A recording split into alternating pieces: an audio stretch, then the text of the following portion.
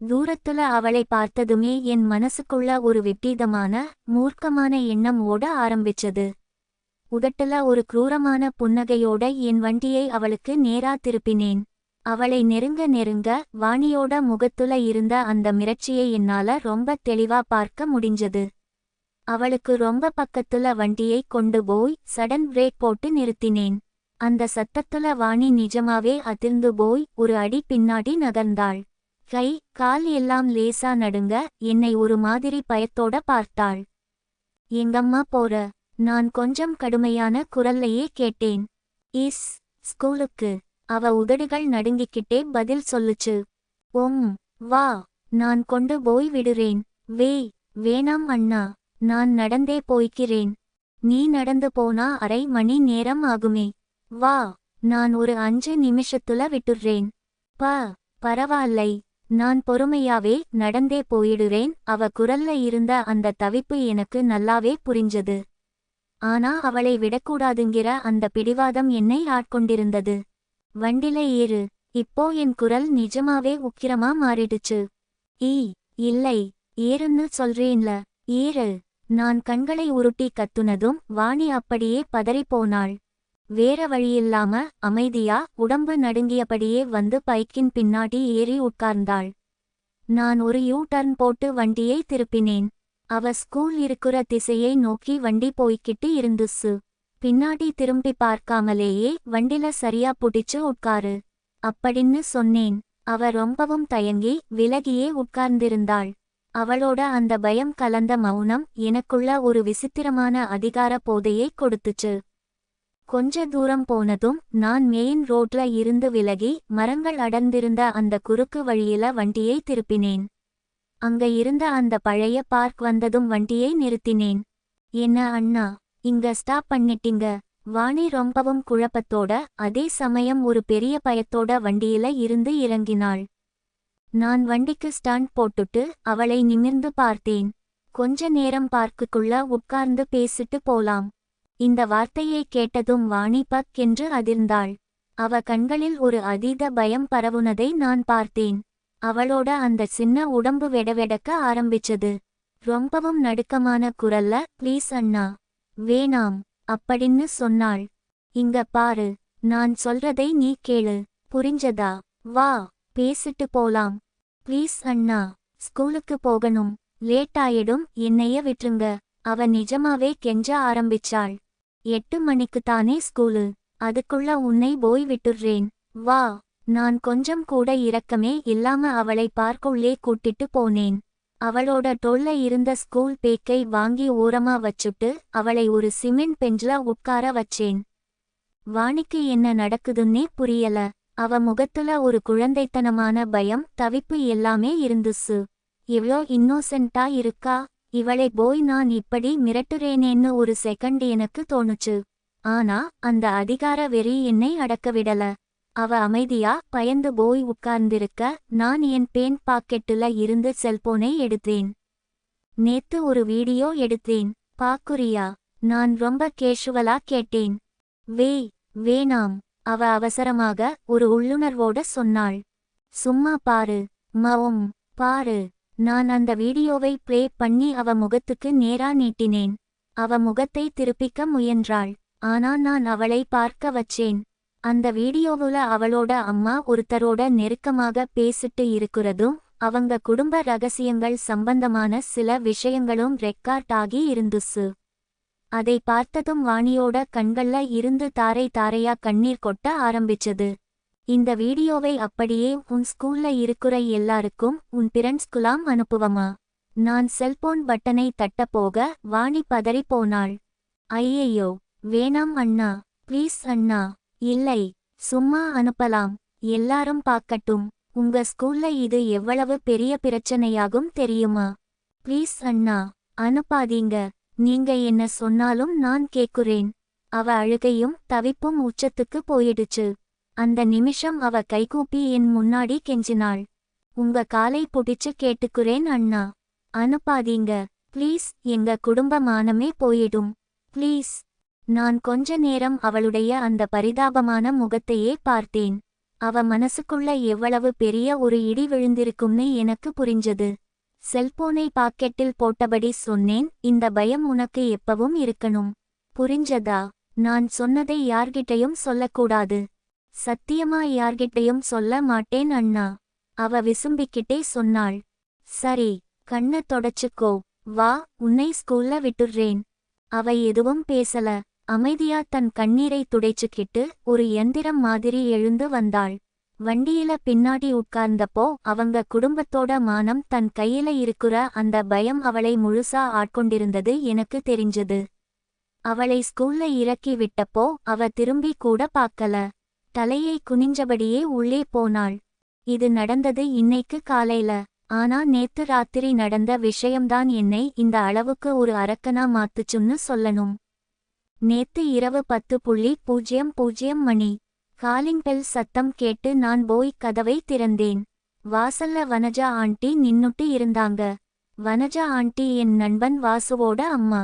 அதாவது நான் காலையில மிரட்டுன வாணியோட அம்மா.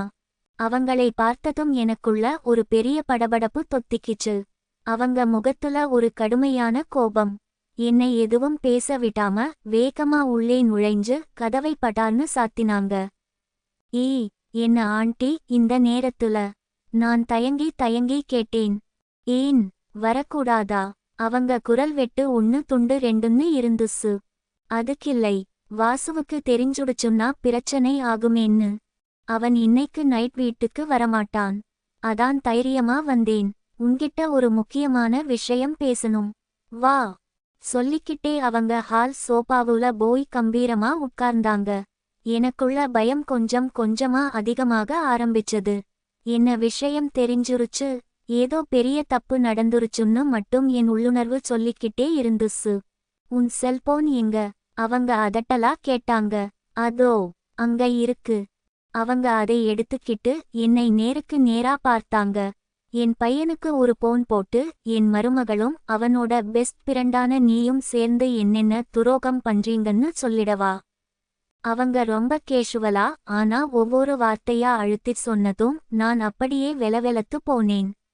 உடம்பெல்லாம் குப்பென்று வியர்த்து இதயம் படபடவென அடிக்க ஆரம்பிச்சது.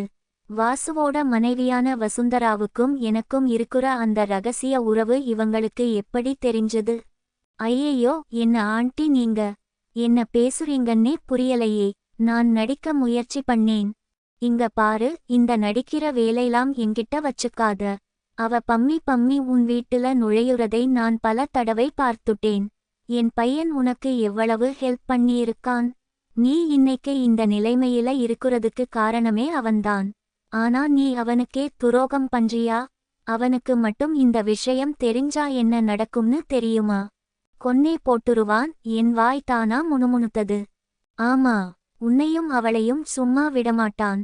இந்த விஷயம் நான் மூடி மறைக்கணும்னா நான் சொல்றத நீ கேட்டுத்தான் ஆகணும். அந்த ராத்திரி முழுக்க ஒரு பெரிய மனப்போராட்டமே நடந்துச்சு.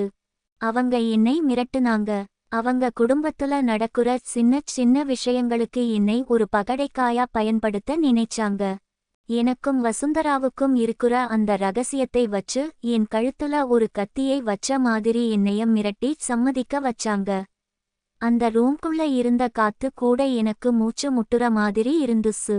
ஒரு கட்டத்துல அவங்க பேசி முடிச்சுட்டு கிளம்புனப்போ நான் ஒரு பெரிய குற்ற உணர்ச்சியிலையும் அவமானத்துலையும் கூனிக்குறுகி போயிருந்தேன்.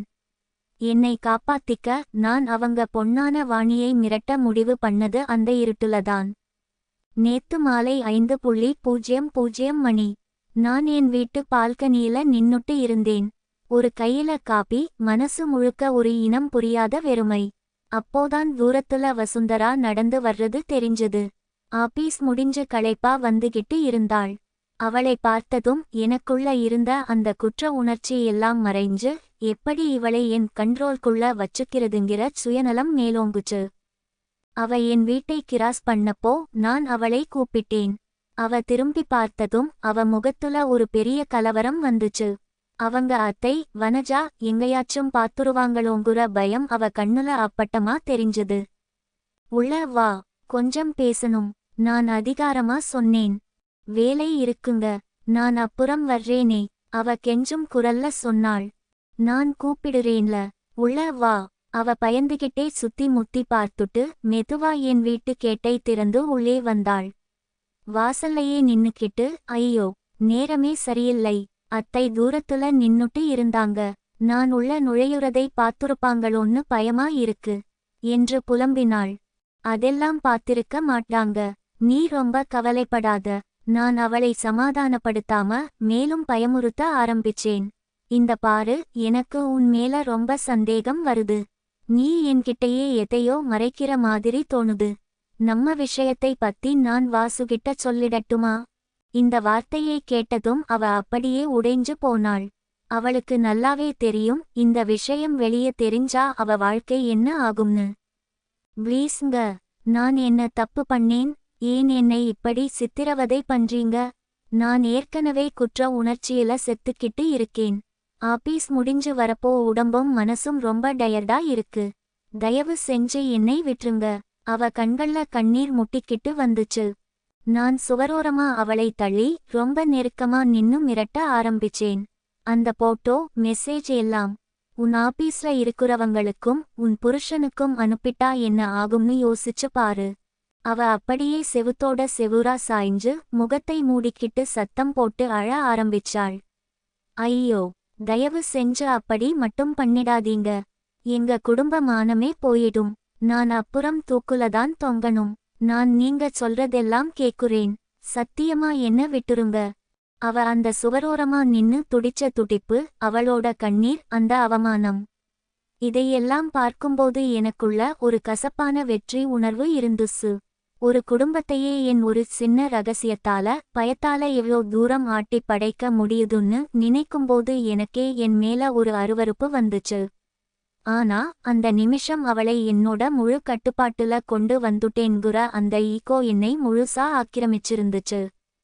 அவ தன் கண்ணீரை துடைச்சுக்கிட்டு தலையை குனிஞ்சபடியே ஒரு வார்த்தை கூட பேசாம அந்த வீட்டை விட்டு வெளியே போனாள்.